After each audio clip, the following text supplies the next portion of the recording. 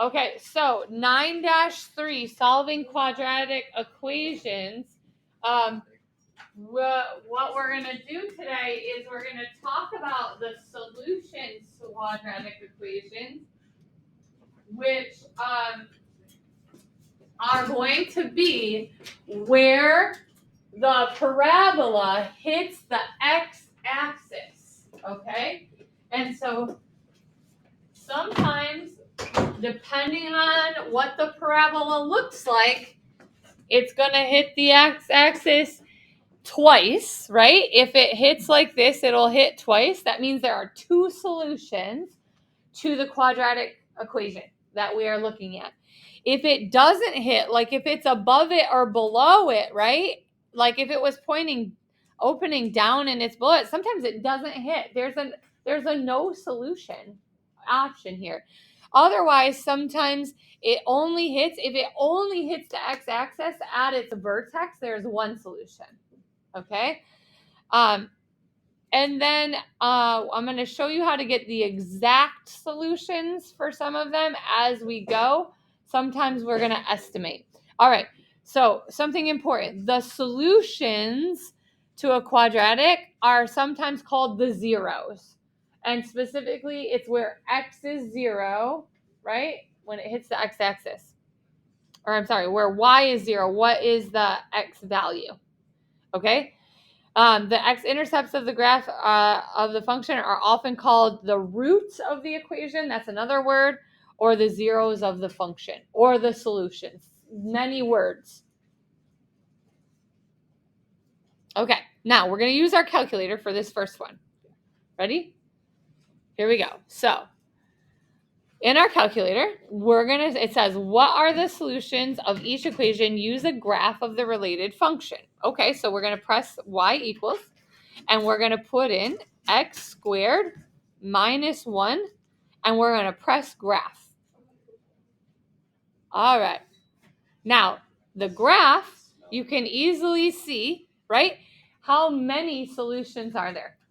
2, right? It hits the x-axis in 2 spots.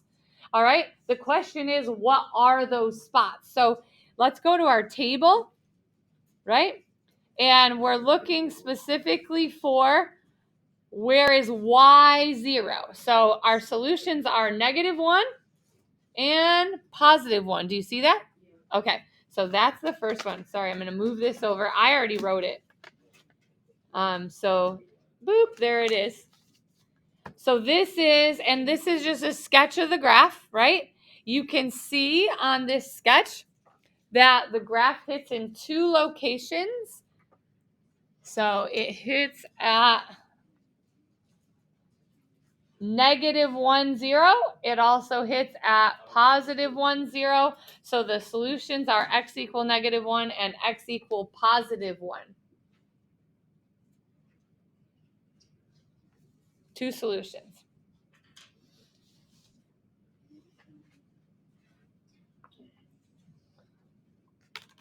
All right. So far, so good. All right. So using our calculator, let's do this again. Go to y equals. Oh, I'm sorry. Yeah, go to y equals. And notice it says equals 0 here. Sorry, I should have pointed this out last time. When it says equals 0, it's asking you, where does it equal 0, right? So where does y equal 0? Remember, this is the y value. Boop. Where does it equal 0? Okay, so in this case, we're going to clear that back out. We're going to press in x squared. And we're going to press graph. And it appears, it's kind of hard to see, but how many places does this one look like it hits? 1. Let's go to table. And if you're looking at that, where is y 0? In 1 place. So the solution to this one, there's 1 solution. That solution is 0.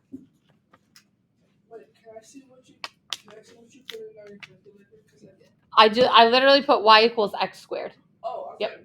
From here. Yep. So 0, 0, and the solution is x equals 0.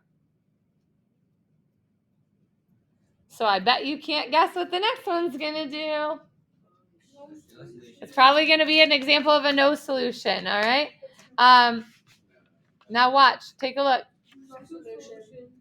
So if we do this one, right? Press y equals. We have y equals x squared plus 1 this time.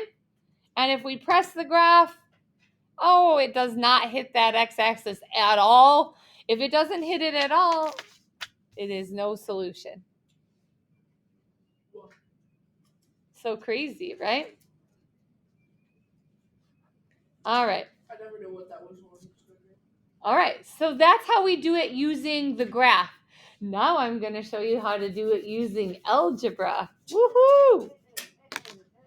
Joy, joy, joy. And this is only the first part, okay? So as we go through the rest of chapter 9 is all different ways of solving quadratic functions, okay? And so the rest of this chapter, this is the first way that we are going to use to solve it. And just like last time when we did lots of ways of factoring, now we're going to use lots of ways to solve quadratics. And in the end, we're going to be really good at how to do each kind, okay? So turn the page.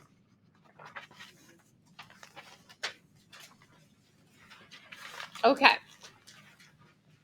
So our first kind is using algebra, not using factoring. It's called the solve using square roots, basically, okay? And so I first want to remind you that the inverse, to undo squaring something, is to take the square root of it, okay? Just like when you undo multiplication, what do? Divide. When you undo adding, when you undo squaring, you square root, okay? All right, so first things first, ax squared plus bx plus c is our main equation that we're talking about. This is a quadratic function. So it says, what are the solutions of 3x squared minus 75 equals 0? What term is missing out of this? Which term is missing? B, right? Okay, so B is missing, and that is how you know you can solve using square roots. So here's how we do this. So I'm going to write it bigger, sorry, but it's easier then for everybody to see. Since it equals 0, if we were solving this, pretend the squared is not there. What would be the first thing that we would cancel? The 75. By doing what? Adding it. Good. So that's what we're going to do. We're going to add 75 to cancel it. 3x squared then equals 75. Okay, again, pretend the squared sign is not there. What would be your next thing that you would cancel or undo? Go. We would cancel the multiply by 3 by dividing, right? Divide by 3, divide by 3. Okay, now we're left with x squared equals 25. Oops, sorry. Now we have to undo the squared. What did I just say we do to undo a squared? Square root. Okay, so the square root, to undo this, we square root really both sides. What is the square root of 25? And? Nope, the answer is 5 and? Okay, 5 times 5 is 25. What else times itself is 25? Negative 5 times negative 5 is? The answer is x equals 5 and negative 5. Square roots have two solutions. Okay, watch this. If I put that in my calculator, the original 3x squared minus 75, right? And I press graph. Okay, first of all, the parabola is really big, so I probably should zoom out, right? And make my window, my y minimum's got to be a lot more than that. But how many spots did it cross the graph? Where do you think it crossed? 5 and negative 5. Those are the zeros. Those are the spots. Let's do it again. Algebra is fun. Remember? Okay, let's go again. On the got it. And again, I'm writing this larger. This one just says m squared minus 36 equals 0. Okay, we're going to solve it using square roots in the end. What do you think my first move is? Cameron, go. Plus 36. Okay, so that leaves me with m squared equals 36. What's my second move now? Go. Square root it. So technically you're undoing the square root, so you're doing it to both sides. What is the solution, Carla? 6 and negative 6. Two solutions. That's where it would cross. Positive 6 and negative 6. All right, again. This one says 3x squared plus 15 equals 0, okay? What would be my first move this time? Joelle, go ahead. Minus 15. 3x squared equals negative 15 now, right? What do I do next? Divide by 3. X squared equal negative 5. Oh, what's the square root of 5? Okay, let's look. Okay, let's put this in my calculator. And it's actually the square root of negative 5, right? No, that's dividing it by 2. It's got to be a number times itself that equals 5. But put this in your calculator. How do you put square root in this calculator? Do you see it?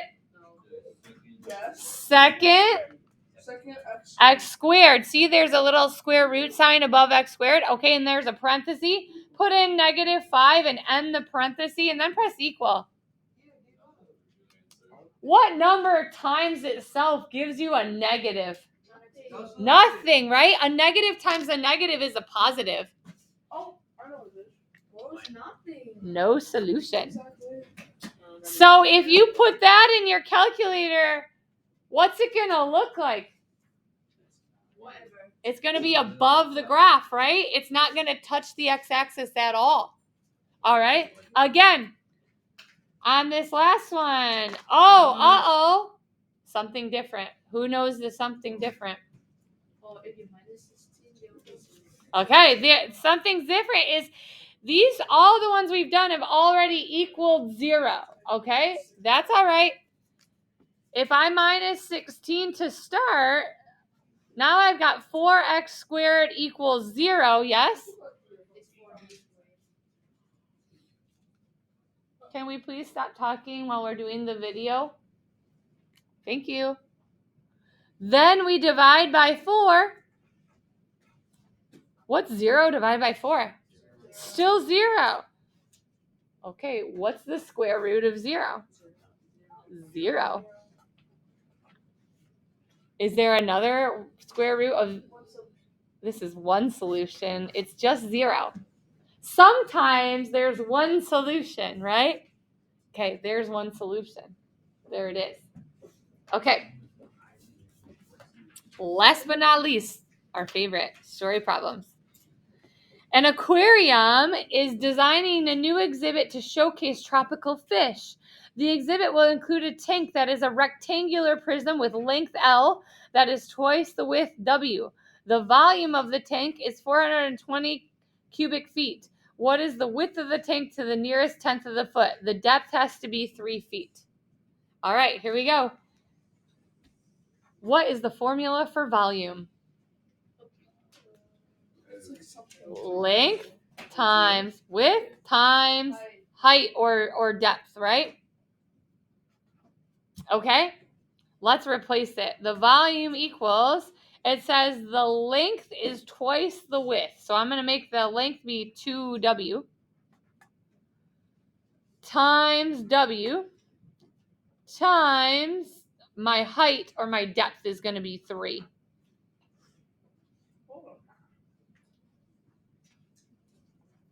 Okay, let's times this together. Can I times the 2 and the 3? Yeah, I can. They're bases, right? So my volume is going to be 420. So this is 2 times 3 is 6. What's W times W? W squared. So this is what I really have. How do I solve this? What do I do? Divide by 6. All right. So W, can I turn it around? Is that okay? All right. 420 divided by 6. What is it? What's the next step? Square root. Okay, now when you do this one in your calculator, watch. The square root of 70 gives you a decimal. There's not an exact number times itself that equals 70, is there? Okay, so we're going to round it. It tells you, round it to the nearest tenth. So what's our answer here? 8.4, right? 8.4. Is there another answer to this one? Yes, negative 8.4. Okay. There is not another answer to this one. Technically, mathematically, there is, right? But this one, why is a negative 8.4 not a solution? You cannot have a negative width. Can't have a negative width of a tank. Okay? All right, just a second. What?